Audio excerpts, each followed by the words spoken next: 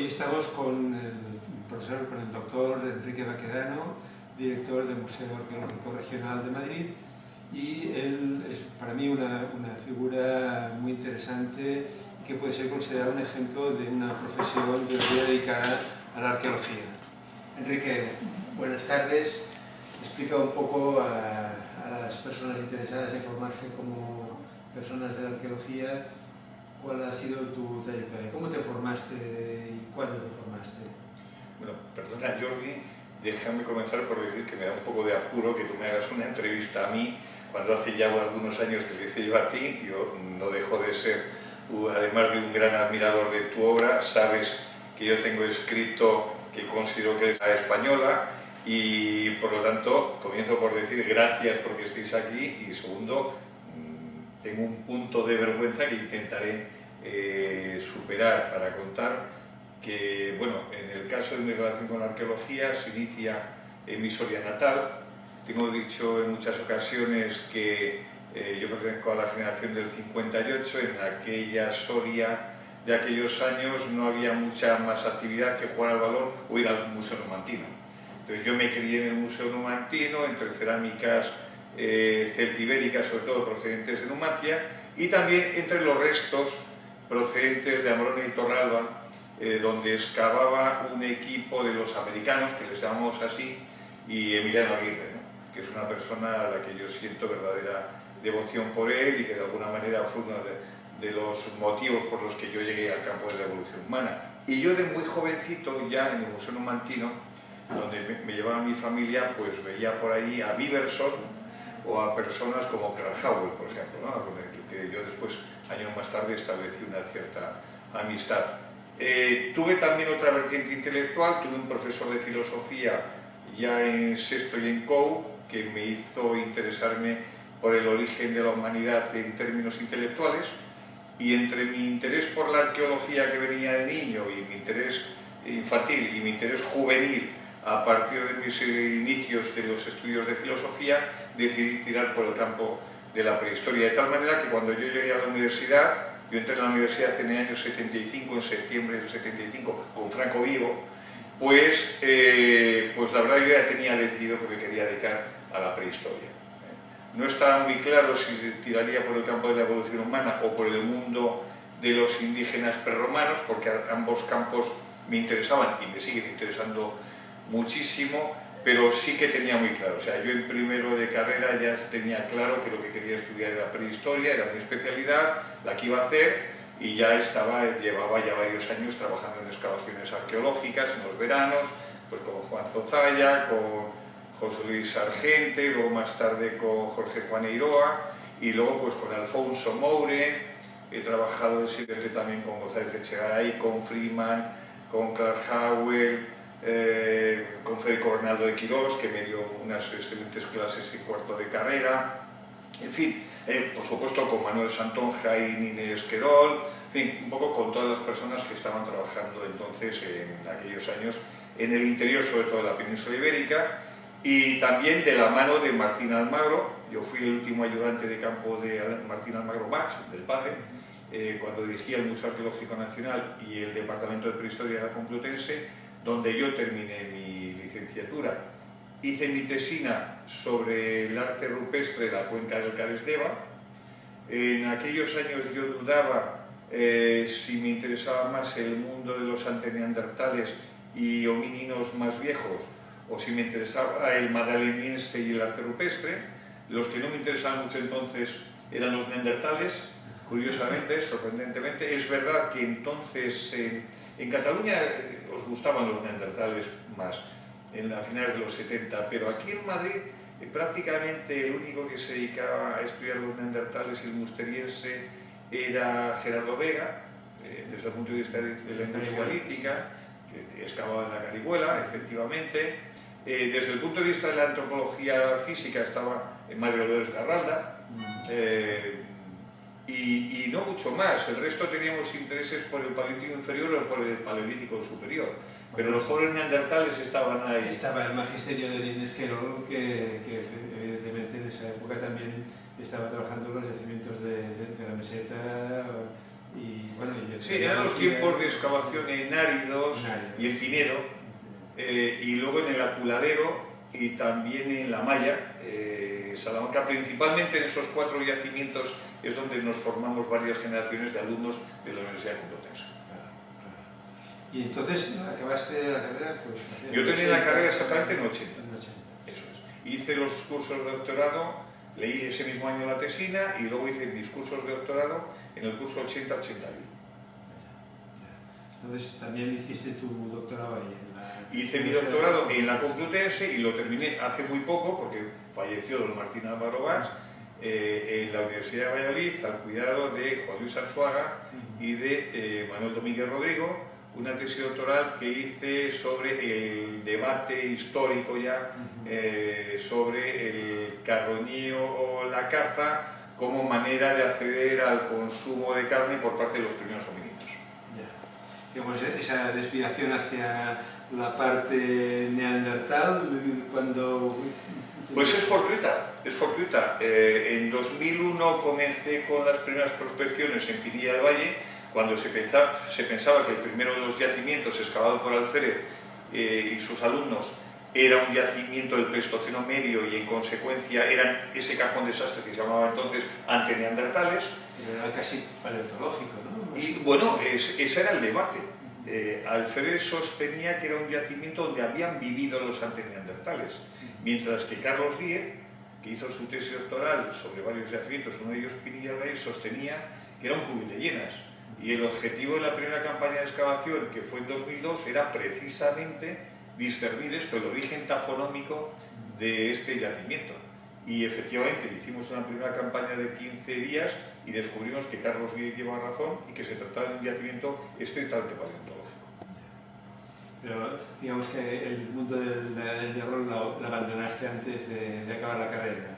No necesariamente. Yo inicié una tesis doctoral sobre la cueva de Ionín, que es una cueva maravillosa que hay en la cuenca del Caresdeva, que es sobre el tema del que hice mi memoria de licenciatura, y después con la distribución de las competencias en las comunidades autónomas me planteé otro tema que era la industria ósea de Numancia, ¿no? A mí lo que tiene que ver con la industria ósea es algo que me ha interesado muy mucho desde muy pequeño.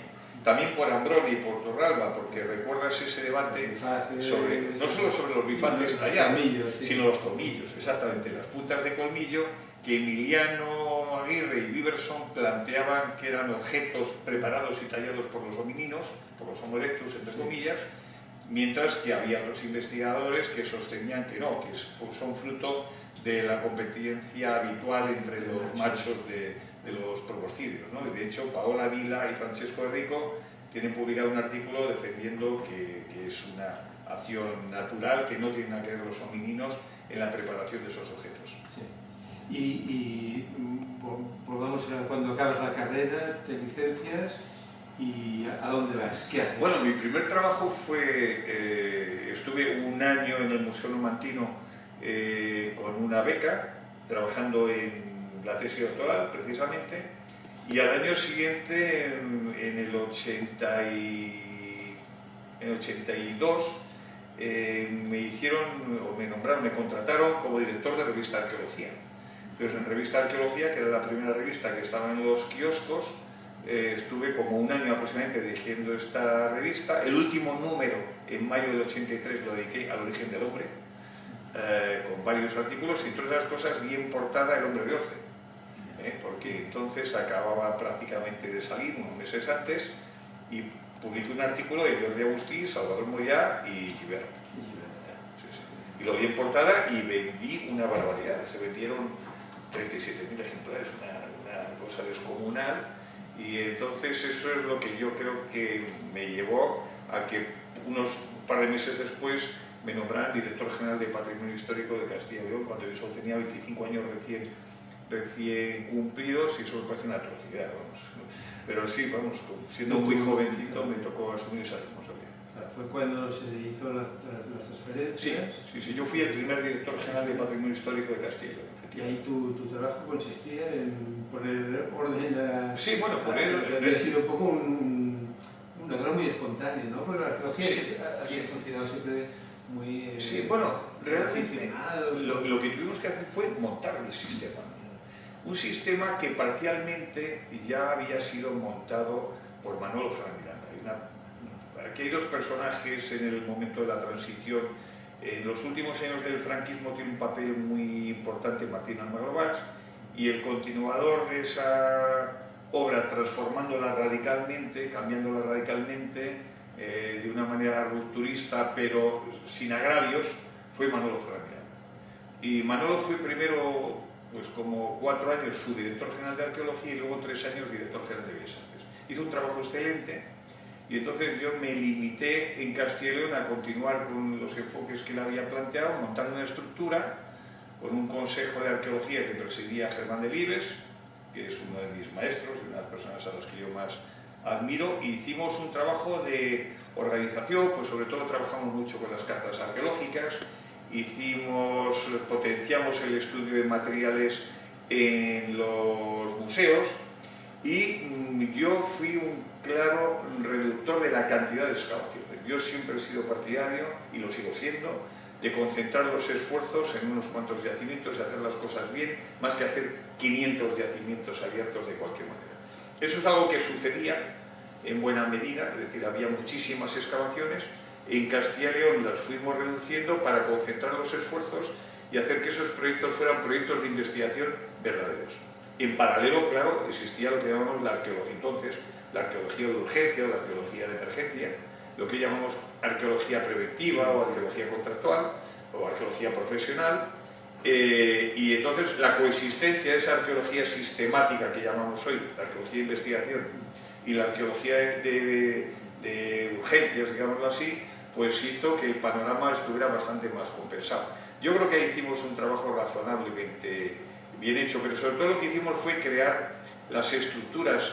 Creamos las primeras plazas de arqueólogos de zona, digamos, los arqueólogos provinciales. La primera comunidad donde se crearon fue precisamente en Castilla y León, uno por cada provincia. Castilla y León es un territorio que tiene 9 provincias, se creó la figura de un arqueólogo territorial en cada provincia, bueno, porque era lo primero que había que hacer, dotar de medios técnicos mínimos, ¿no? Pensemos que, por ejemplo, en el Ministerio de Cultura tenían lo que se llaman los 7 magníficos, que eran 7 arquitectos de zona, pero ni siquiera había arqueólogos de zona, ¿no? Entonces, en las comunidades autónomas nos tuvimos que inventar todos nosotros, todas las 17 comunidades autónomas, nos tuvimos que montar e inventar un nuevo modelo. Y yo creo que funcionó razonablemente bien, con muchos problemas, por supuesto, que ha habido, y muchas cosas que hicimos mal, así infinitamente hicimos muchas cosas mal. Pero desde luego había un ímpetu, una ilusión y un compromiso social con el patrimonio arqueológico que hoy no lo percibo. ¿Cómo acabó, digamos, encajando esa arqueología, digamos, de proyectos, por llamarlo de alguna manera, universitaria o académica, con esa otra arqueología preventiva, de empresa? ¿Cómo conseguisteis? Bueno, vamos a ver. ¿O no se consiguió? No, en Cataluña yo diría que no se consiguió realmente. Hubo un divorcio entre esas dos arqueologías. Bueno, yo creo que ese divorcio sigue existiendo en todo el país.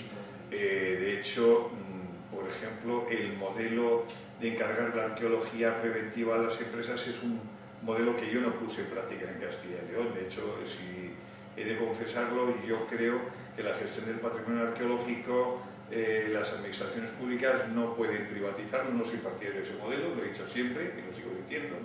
Es un modelo que se ha impuesto porque es más cómodo y más barato para las administraciones públicas y a veces más eficaz, también hay que decirlo. Es decir, cuando se mueven volúmenes de terreno, como por ejemplo en Madrid cuando se hizo la T4, en la pista de Barajas se hizo la pista 4, que es enorme, afectó a 21 yacimientos arqueológicos y paleontológicos.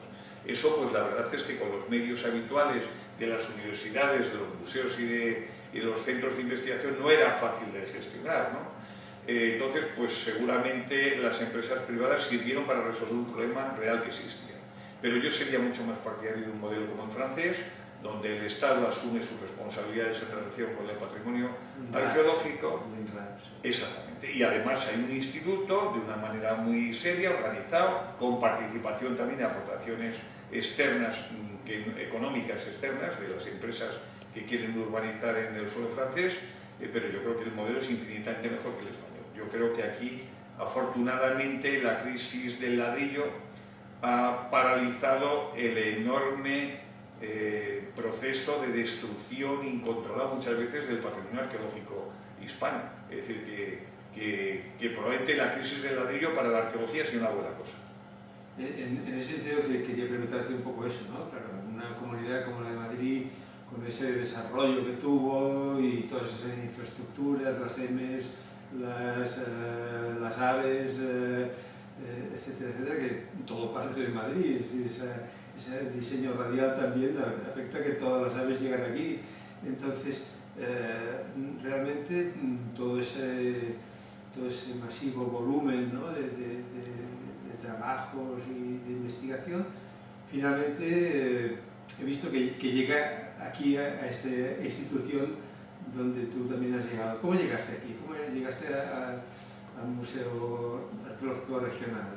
Si me permites, antes de esto yo te diría dos cosas. Pensad que Madrid es un territorio dividido entre lo que es la sierra, que es el sistema central, y lo que llamamos la cuenca madrileña. La cuenca madrileña es una cuenca que toda ella termina en el Tajo, pero tiene una serie de ejes que marcan los ríos de los cursos fluviales, están dando lugar a una serie de valles por los cuales están continuamente pasando los homínidos, que como todos sabemos se manejan principalmente a través de los valles fluviales, ¿no? Entonces esta cuenca tiene, y no solo la cuenca, también la sierra, un poblamiento muy continuado, casi permanente durante el Paleolítico. Y por eso todas estas actividades que te has mencionado, y que son así, efectivamente son como dices, han afectado a muchos yacimientos paleolíticos. Entonces, desde el punto de vista de la evolución humana, ha habido que conformar equipos que unas veces han funcionado mejor, otras peor, y yo en concreto creo que faltan publicaciones adecuadas que respondan a la cantidad enorme de yacimientos que se excavaron, entre comillas, se destruyeron, porque los arqueólogos, pues, de momento, a la vez que excavamos, destruimos, ¿verdad? Entonces, esa es una cuestión importante que quiero dejar claro. Es verdad que en la Comunidad de Madrid yo creo que entonces se hizo una cosa bastante bien, que es crear una oficina para la gestión sobre todo de la M30. La M30 afectaba a todo el Manzanares y, como sabemos, el Manzanares pues está lleno de yacimientos del Paleolítico inferior y medio, y por lo tanto pues era muy importante hacer esto con las debidas cautelas. El Arqueológico Regional, yo soy el primer director y el creador del mismo. Me nombraron en el año 99, pero yo ya llevaba 2 años trabajando en la organización del propio museo, porque en el 97 salió el decreto de creación del museo.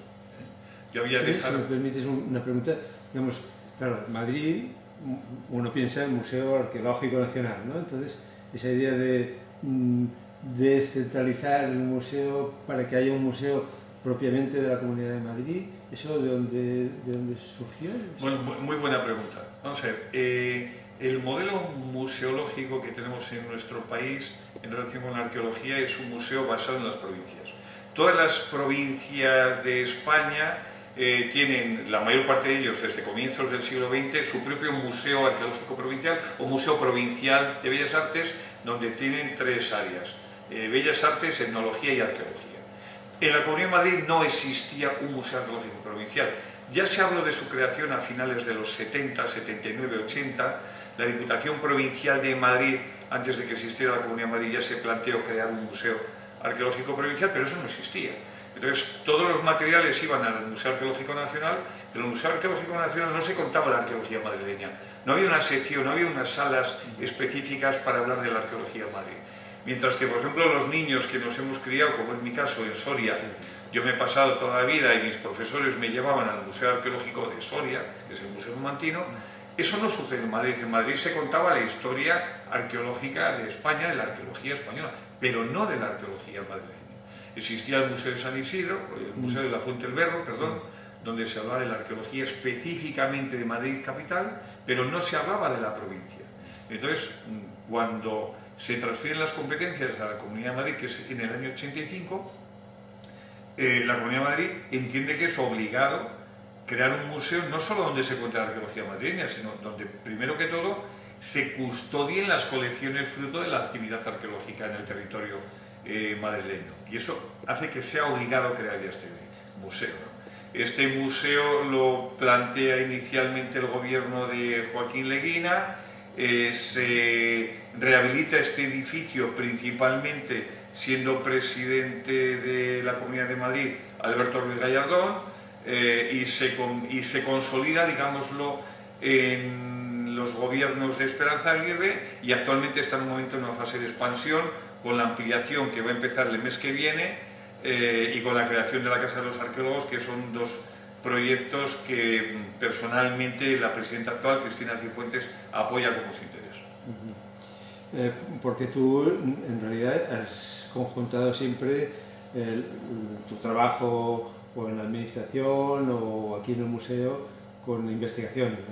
Luego hablaremos un poco de tus investigaciones en Pinilla del Valle, en lo que has llamado el Valle de los Neandertales, que es muy interesante ese concepto. Pero volvamos un poco aquí.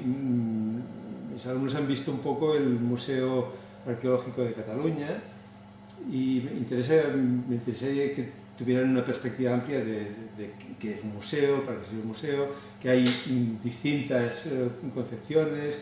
Entonces me gustaría preguntarte cuál sería tu museo arqueológico ideal. Bueno, vamos a ver, como os decía, yo me puse mis primeros pantalones largos en un museo, en el Museo Numantino.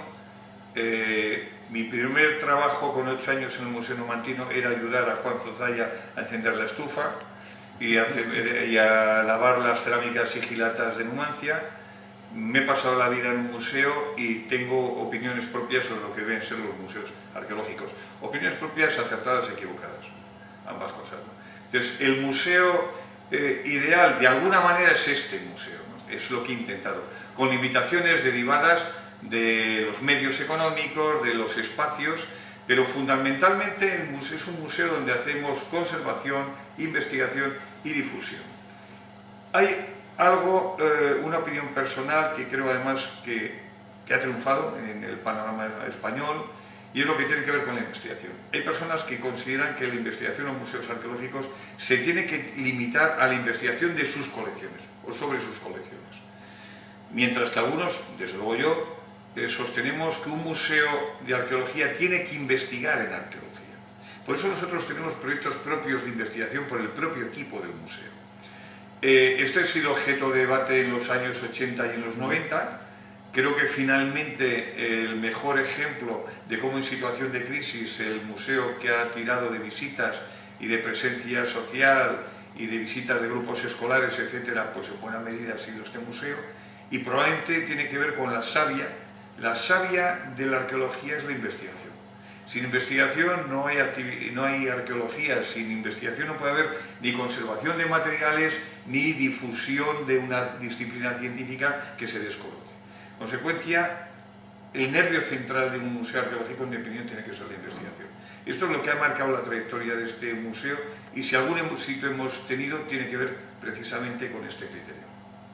Porque también sabes que hay esa corriente, ¿no?, dentro de la museología, que a mí no me gusta nada, que yo calificaría de posmoderna, que dice, bueno, hay que enseñar las cosas de una forma bonita y cada cual se monta luego su relato y su historia. ¿Tú qué opinión tienes de este?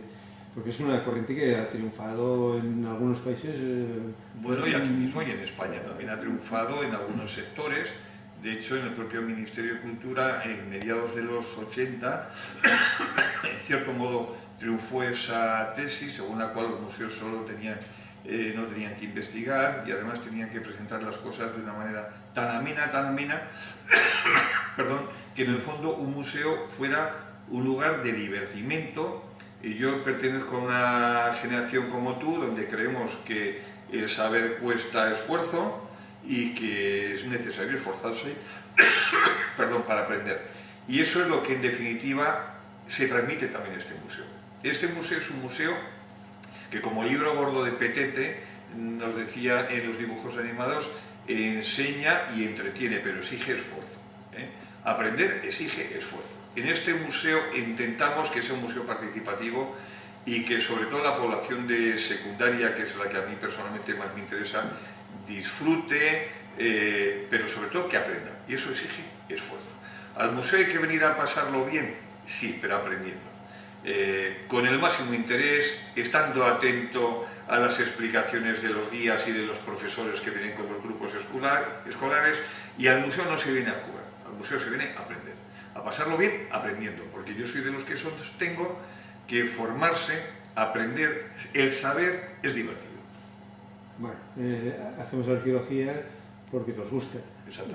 Esta es una bueno, eso es lo que nos sucede a determinadas generaciones, Jordi, porque tú y yo estudiamos, y Asunción, que nos está filmando, estudiamos arqueología porque es lo que nos gustaba. Sucede que hay una cierta perversión que se produce con el establecimiento de los numerus clausus en las universidades.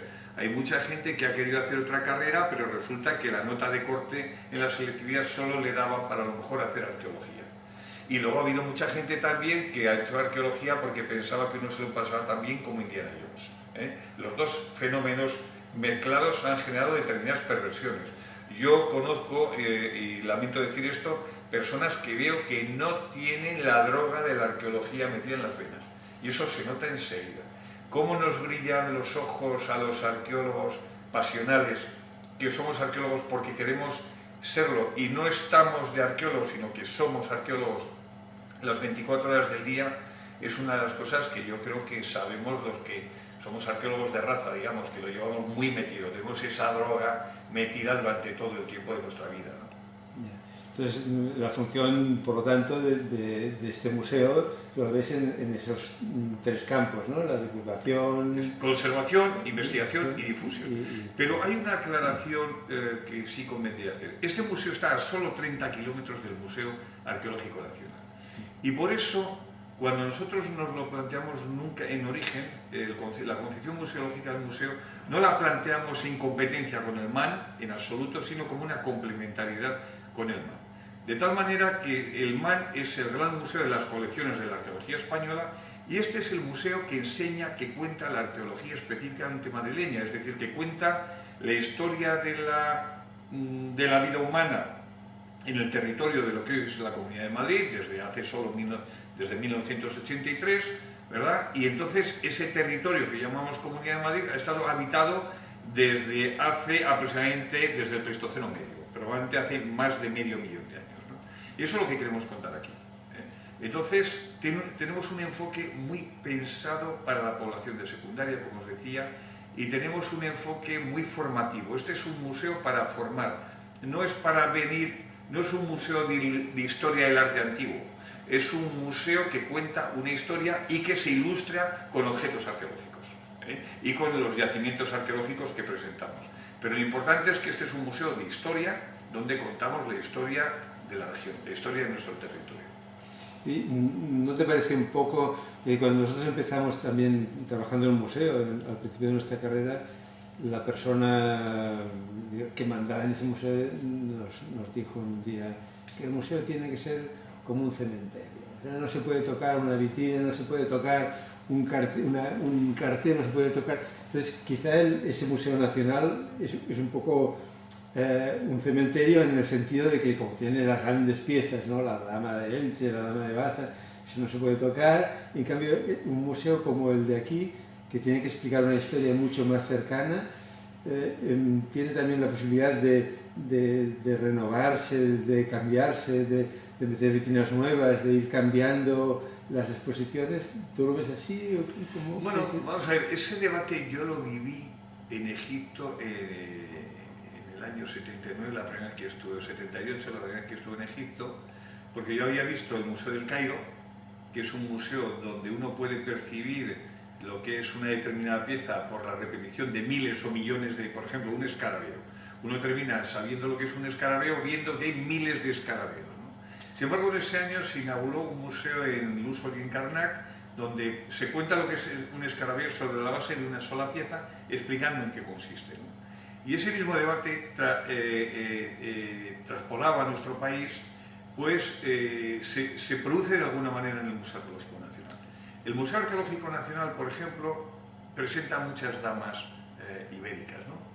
Damas oferentes o damas que no queda muy claro si son elementos si son diosas o son elementos de la aristocracia ibérica, ¿no? Ese gran debate que tenemos en la actualidad. Bueno, pues la duda, si a mí me tocara hacer ese papel, optaría por poner solo una dama, la de Elche o la que fuera, la de Baza o la que fuera, y explicar exactamente qué consisten las damas, pero eso nos debe llevar a dejar en los almacenes, aunque sean visitables, todo el resto de las damas que hay allí, oferentes y demás. Es un debate complicado. Yo creo que cada museo tiene unas características que le deben llevar por un camino museográfico o por otro. En el caso del MAN, yo creo que las colecciones tienen tal peso que sería impensable que haya objetos que no se presenten, ¿no? O sea, es decir, si yo vengo desde Japón a ver la dama de Elche de repente, o la de Baza, y de repente no la encuentro en las vitrinas porque me dicen que hemos optado por poner una sola dama y contar a través o a partir de esa sola dama el concepto de damas, pues francamente me resultaría frustrante, ¿no? También habrá grupos escolares, por ejemplo, que a lo mejor se lleven un batiburrillo con esa sensación de verdadero horror vacui que a veces existen en los arqueólogos, en los museos arqueológicos, con esa concepción decimonónica de colección de antigüedades, que en el fondo son los que, ¿no? En este museo, si os fijáis en lo que llamamos el patio de antigüedades, hemos querido homenajear lo que era la museografía arqueológica del 19, y entonces hemos colocado intencionalmente abigarrado, todavía no suficientemente, pero algún día lo será todavía más, las lápidas epigráficas, porque en los museos clásicos de nuestro país era muy frecuente que existiera un lapidario o una zona epigráfica, una colección epigráfica donde se instalaban todas las epigrafías, sobre todo las funerarias romanas y las motivas, las inscripciones romanas, y la verdad es que eso tenía un punto de belleza plástica y de romanticismo que a veces a algunos nos da un poco de pena perder esto. A mí me gusta mucho cuando veo a los alumnos de las facultades de Bellas Artes o de Arquitectura que vienen a hacer mano y vienen aquí con sus carboncillos a hacer los dibujos en las eso he de confesar de las estatuas, ¿no? Habrás visto que tenemos alguna estatua en el patio del museo y es justamente ese guiño a los museos entendidos como lugares de reproducciones artísticas y donde venían, y vaciados, donde venían los alumnos de Bellas Artes también a hacer sus primeros carboncillos. Pues claro, eso es un problema y es una discusión, ¿no? Ahora el Louvre parece que está esponjando, como hablan también en urbanística, ¿no? Están esponjando la colección, están sacando cosas y luego dices, bueno, ¿y eso quién lo va a ver? ¿Y para qué sacamos tantas si luego vamos a ver solo una? La cuestión de almacén, exposición, esa dicotomía, el almacén es visitable, no es visitable, ¿eso se puede resolver? ¿De alguna forma? Yo soy partidario de que esto se enfoque desde el punto de lo que llamarían los italianos el caso a caso. Cada museo tiene unas determinadas circunstancias y hay museos, como hablamos en el caso del MAN, donde tiene unas piezas realmente excepcionales y muchas de ellas es impensable que no las puedan exhibir al público. Hay otros museos, pues que el de Albacete o el Museo de San Isidro o el de Ávila, que han optado por tener parte de sus colecciones en los almacenes y hacer que estos museos, que estas colecciones sean o estos almacenes sean visitables. Y yo creo que cada museo requiere una determinada museografía en virtud de sus colecciones, de su historia, de su pasado, de sus circunstancias, de su sede, de un montón de aspectos, ¿no? De lo que sí soy partidario es de tomar decisiones colegiadas. Es decir, yo no creo que los directores de los museos debamos tomar decisiones pues como si fuéramos los dueños de la casa, los dueños del castillo, sino que los museos deben tomar decisiones colegiadas con equipos de profesionales, museólogos y arqueólogos que tengan claro qué es lo que se puede hacer y cuáles son también las demandas sociales.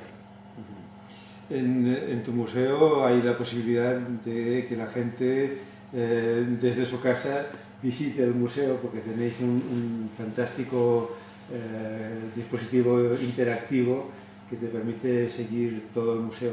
Pero ¿cuál sería un poco la filosofía o el discurso que hay detrás del museo? Porque uno visitando el museo te metes por las salas, aunque estés en tu casa, pero en el museo siempre hay un discurso, ¿verdad? Algo que tú quieres que la gente se vaya consciente o inconscientemente con ese mensaje. ¿Cuál sería ese? ¿En síntesis? Vamos a ver, nosotros, todo el mundo habla muy bien de nuestra página web. Yo pienso que en la gestión cultural y arqueológica en general el autobombo es muy mala cosa. Quiero decir que nosotros tenemos muchas lagunas y muchas cosas que hacemos mal y muchas cosas que tenemos que mejorar infinitamente. Nosotros, por ejemplo, este museo no está suficientemente bien implantado en las redes sociales, por ejemplo, y ese es un ámbito en el que debemos mejorarnos muchísimo.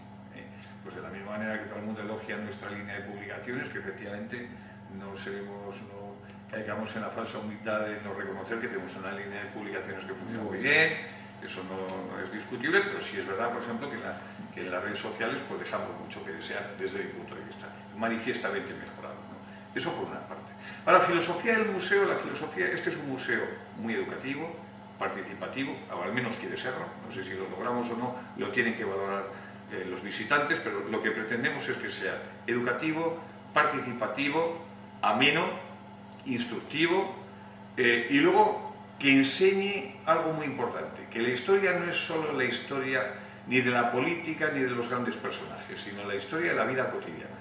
La base de nuestra exposición permanente es la historia de la vida cotidiana a través de los yacimientos, las ciudades y las casas. Esos son los tres conceptos en los cuales nos basamos a la hora de establecer el guión, el discurso museográfico de nuestra exposición permanente. Y yo creo que funciona razonablemente bien, pero desde luego que es perceptible como toda la obra humana, ¿no? Me ha parecido muy interesante el hecho de que la arqueología no se acaba en tu museo en los visigodos, sino que casi llega hasta la Guerra Civil. Faltaría a lo mejor un panel sobre arqueología de la Guerra Civil. Nosotros llegamos exactamente hasta la Revolución Industrial, sí, porque la idea que en su momento tenía la Comunidad de Madrid era crear un museo que se basaba en la Revolución Industrial y que llegaba hasta la Guerra Civil. Por eso en la distribución de tiempos nosotros llegábamos desde la paleontología pura, es decir, desde el terciario, porque Madrid no tiene prácticamente nada del Mesozoico, hasta la Revolución Industrial. Ese es un poco el criterio que nosotros utilizamos, pero sí, yo desde luego soy de los que creen, por supuesto, que la arqueología de la Guerra Civil tiene un enorme interés. Nosotros tenemos muchas colecciones de yacimientos de la Guerra Civil que han sido excavados, como por ejemplo trincheras de la Guerra Civil, ¿no? Y entonces a nosotros nos llegan los objetos desde los botones de los uniformes de los milicianos hasta los tinteros, por ejemplo, de cómo escribían, como es que escribían, de la tinta con la que escribían los soldados, etcétera, ¿no? Esto es realmente muy emocionante, claro. Sí, pero claro, demostrar a la gente que se hace arqueología cuando otros están diciendo hacemos historia y solo historia, y que se están refiriendo, claro, a la historiografía, ¿no? Hacer historia con la arqueología es un tema muy interesante de este museo que no es muy común, vaya, no sé si en la península conoces algún otro museo así que llegue... Bueno, yo tengo verdadera obsesión, como tú sabes, por la historiografía.